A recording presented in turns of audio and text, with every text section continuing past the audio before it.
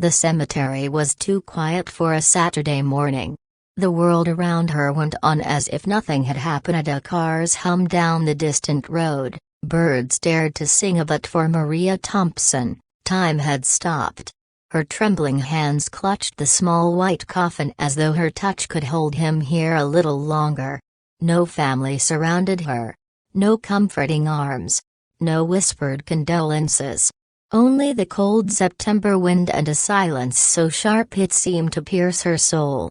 Her 9-year-old son, Liam, lay inside that box, and she was burying him a broken bar alone. Maria had always imagined that if tragedy ever struck, family would be there. But life had a way of stripping her illusions one by one. She'd grown up in foster care, never knowing the warmth of a permanent home. Her adult life had been a patchwork of part-time jobs and small apartments, love found and lost, and the one constant to her son Liam. He was her reason to wake up, her reason to fight, the tiny miracle who gave her life meaning when the world refused to.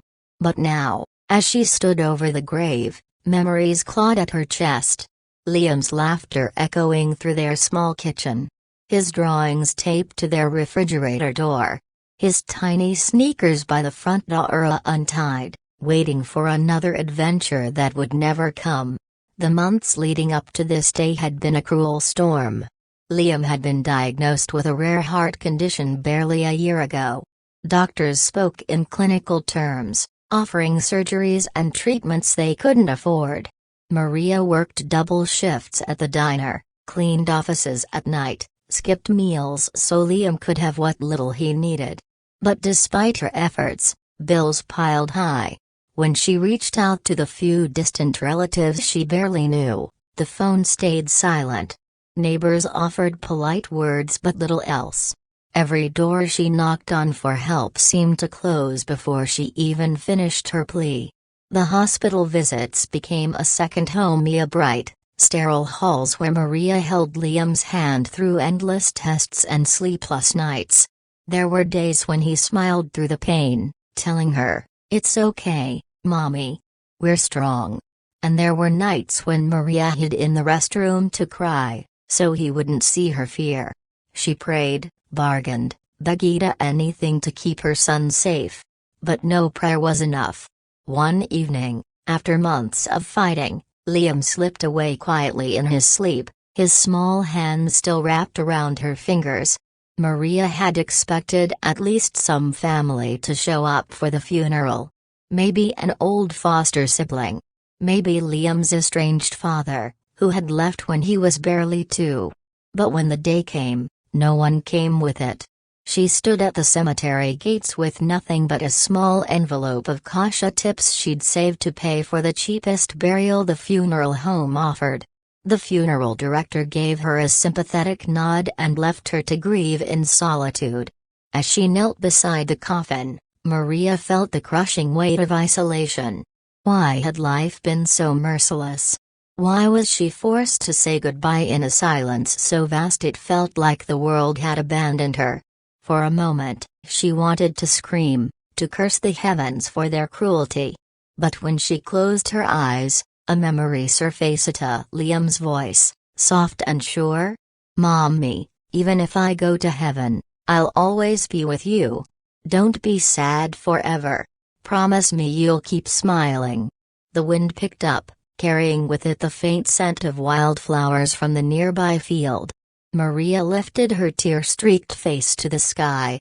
She remembered the nights she had sung Liam to sleep, the mornings they had danced in their tiny living room, the stories they had built together. Their life hadn't been easy, but it had been theirs. And that love, raw, unbreakable, infinite, was something no grave could bury. As the last shovelful of earth covered the small white coffin, Maria placed a single daisy on top.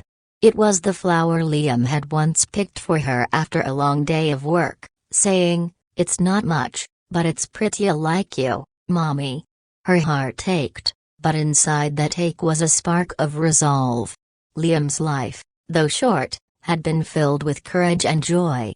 He had taught her what it meant to love fiercely and to keep fighting even when the world felt impossible. In the weeks that followed, Maria faced new challenges. The apartment felt unbearably empty. Nights were the hardest, the silence pressed down like a weight. But she began to take small steps. She joined a local support group for grieving parents. At first, she sat in the back, saying nothing. Then one evening, when another mother wept for her lost child, Maria reached out and held her hand. It was the first time since Liam's death that she felt less alone. Maria started volunteering at a children's hospital, reading stories to kids whose parents couldn't always stay. Each smile, each small laugh, felt like a piece of Liam's spirit shining back at her. Slowly, she rebuilt her life, and not by forgetting her son, but by carrying his love into the world. Months later, on what would have been Liam's 10th birthday, Maria returned to his grave. The cemetery was quiet again, but this time she wasn't alone. Members of the support group stood beside her, holding flowers. Some were strangers who had become friends. They shared stories of their children, their losses, their healing. Maria placed a new daisy on Liam's headstone and whispered, "We're okay, baby. Mommy's okay." The pain never vanished, but it transformed. It became a reminder to cherish the fleeting moments, to love without hesitation, to stand strong even when life feels unbearably heavy. Maria left the cemetery that day with a heart still broken, but no longer empty. Liam's story didn't end in the ground. It lived on in every act of kindness Maria gave, in every life she touched, in every small daisy left at a child's grave. Love, she realized, was stronger than death. It was a promise, a silent vow that even in the deepest loneliness, we are never truly alone.